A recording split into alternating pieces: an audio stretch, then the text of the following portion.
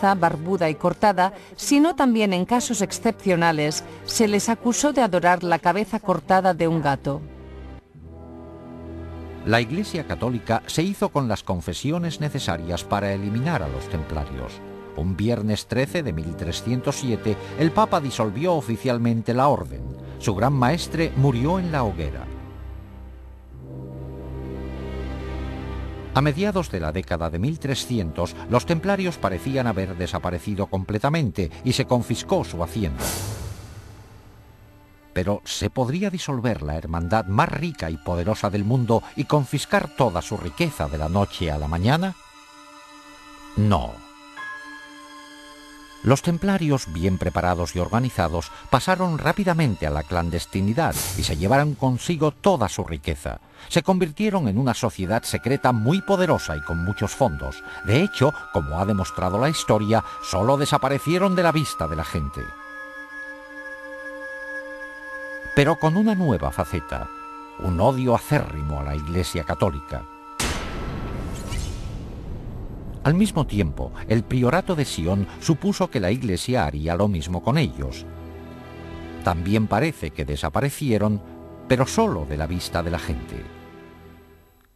Durante más de 400 años, desde el siglo XIV hasta finales del XVIII, los masones, los asesinos, el priorato de Sion y los templarios subsistieron como sociedades secretas relativamente aisladas, con una influencia limitada, hasta que, el 1 de mayo de 1776, en Baviera, la humanidad vio lo que podría ser su peor destino.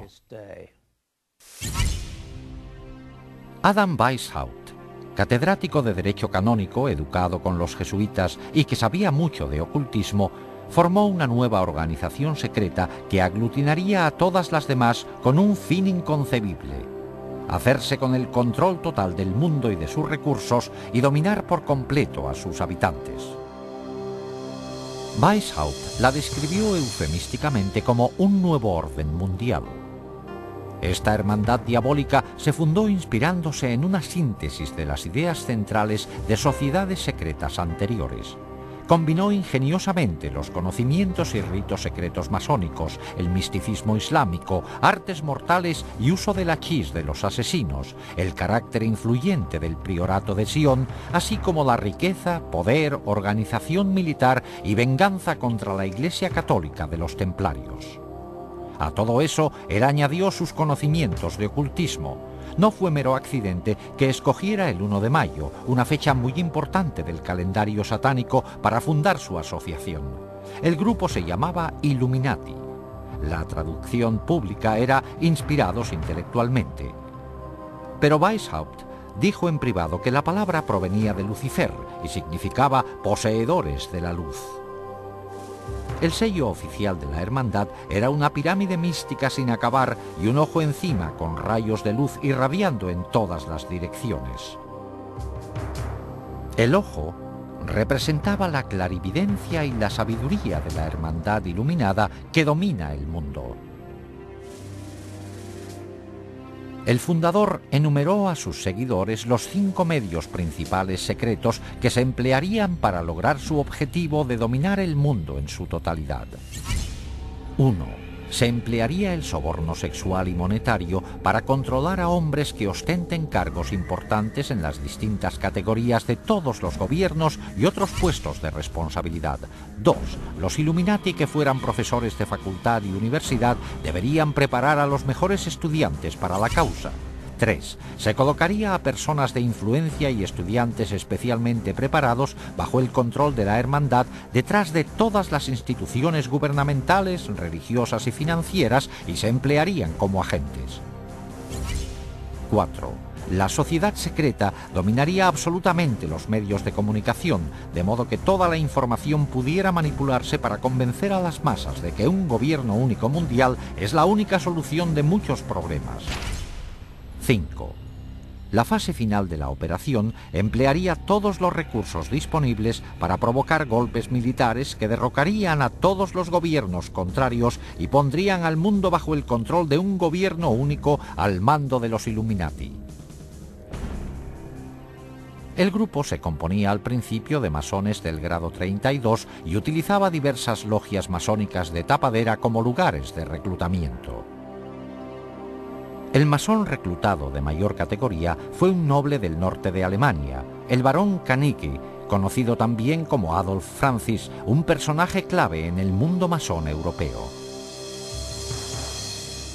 Los Illuminati eran muy reservados, hasta el punto de llamarse a sí mismos y sus centros con nombres clásicos falsos.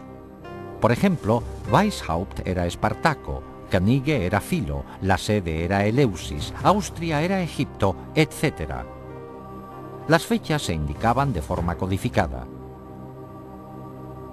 Bajo la dirección de Canige, el número de miembros ascendió a más de 3000.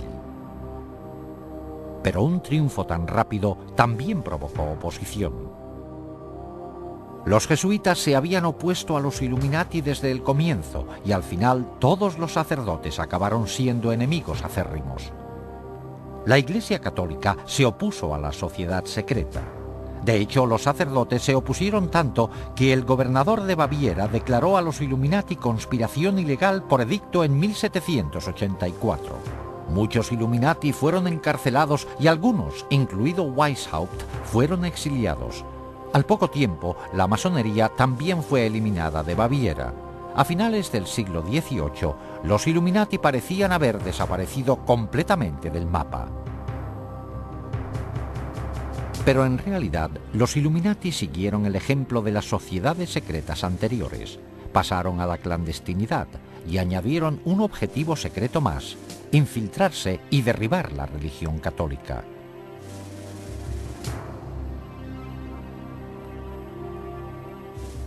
Al observar el mundo hoy día, ¿qué vemos de las sociedades secretas? Existen centros masónicos abiertos en todo el mundo como una organización importante. Los templarios subsisten hoy día como organización masónica de primera categoría en el rito masónico de York. Aún sigue siendo en parte un secreto lo que ocurre dentro de los centros masónicos. Quizás solo los miembros más importantes conozcan los ritos secretos, los objetivos y la venganza contra la Iglesia Católica. Los masones y los templarios han sabido integrarse muy bien en las sociedades más respetadas del mundo. En menor grado, los asesinos han aparecido en público de vez en cuando en la historia. A principios de la década de 1800 se les vio en la India bajo la dirección del Aga Khan, al que atribuían poderes divinos. A finales de esa década, el Aga Khan les llevó a Afganistán, donde mantuvieron una relación duradera con los británicos. Posteriormente, los descendientes del Aga Khan se infiltraron en la cultura occidental. Un ejemplo destacado fue cuando el príncipe Ali Aga Khan, nieto del Aga Khan II, se casó con la actriz norteamericana Rita Hayworth. ¿Han quedado los asesinos, como orden secreta homicida, relegados ya al pasado? Por el derramamiento de sangre actual a manos de extremistas islámicos, se diría que los asesinos siguen vivos y activos. El priorato de Sion también sigue en pie. De hecho, se piensa que varias figuras históricas ilustres han ejercido de grandes maestres del priorato y existen pruebas que lo confirman. En 1975 se descubrió algo en una biblioteca de París. Se encontraron unos pergaminos llamados Le Dossier Le Carré. En estos documentos se revela que entre sus miembros secretos estaban Leonardo da Vinci, Víctor Hugo e Isaac Newton. Hay quienes atribuyen al priorato la creación de la Unión Europea.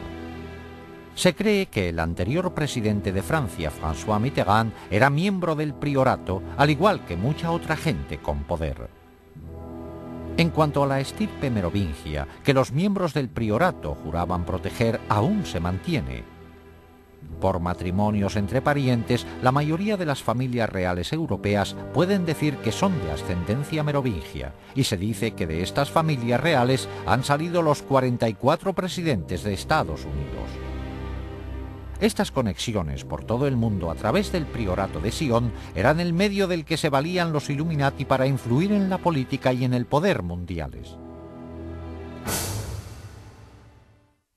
Pero ¿qué pasó con la sociedad más secreta de todas? Los Illuminati de Weishaupt. La hermandad que prometió unir a todas las demás sociedades secretas para dominar el mundo. ¿Sigue dedicándose activamente a su plan diabólico de dominar el mundo? Por supuesto, nuevos hechos sorprendentes descubiertos revelan que es más fuerte que nunca. El estudio de una sociedad secreta es como estudiar las corrientes de un lago. Las ondas de la superficie nos dan pistas para saber lo que pasa en el fondo. El gran plan de los Illuminati requería infiltrarse en los gobiernos de todo el mundo. En nuestra amplia investigación nos hemos centrado solo en un objetivo, la antigua Unión Soviética, para ver cómo la manipularon los Illuminati. Un modo efectivo de lograr el control de un gobierno sería penetrar en sus servicios de espionaje. Una información recién publicada de los archivos de la KGB aporta datos inéditos. Ahora que ya no existe la Guerra Fría, se está sacando ilegalmente información secreta de cámaras cuidadosamente vigiladas en lo que antes era la Unión Soviética. Con el cambio a una economía de mercado, muchos artículos antes no disponibles para los rusos van a parar al extraperlo. Se dice que en la nueva Rusia todo se vende, incluidos secretos de Estado y los espías que los guardaban. Con el derrumbe de la Unión Soviética se disolvió la KGB.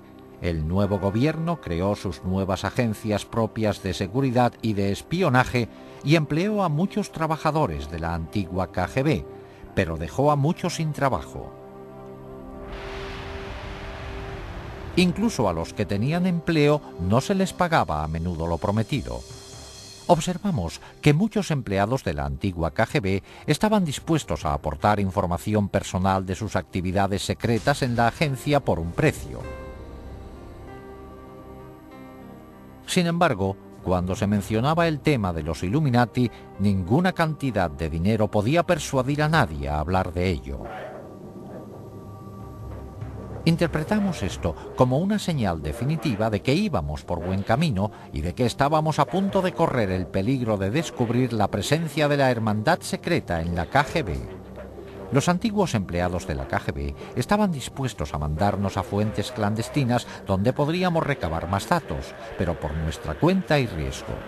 Aunque la mayoría de las pistas resultaron ser infructuosas, vimos que con paciencia, dinero y un poco de suerte es posible adquirir documentos soviéticos secretos. Con una cámara oculta grabamos numerosos encuentros durante varios meses en que intentamos obtener material relacionado. Esta transacción entre un contacto nuestro en Moscú y extraperlistas resultó ser uno de los encuentros más fructíferos. Aunque, como verán, no faltaron momentos de tensión.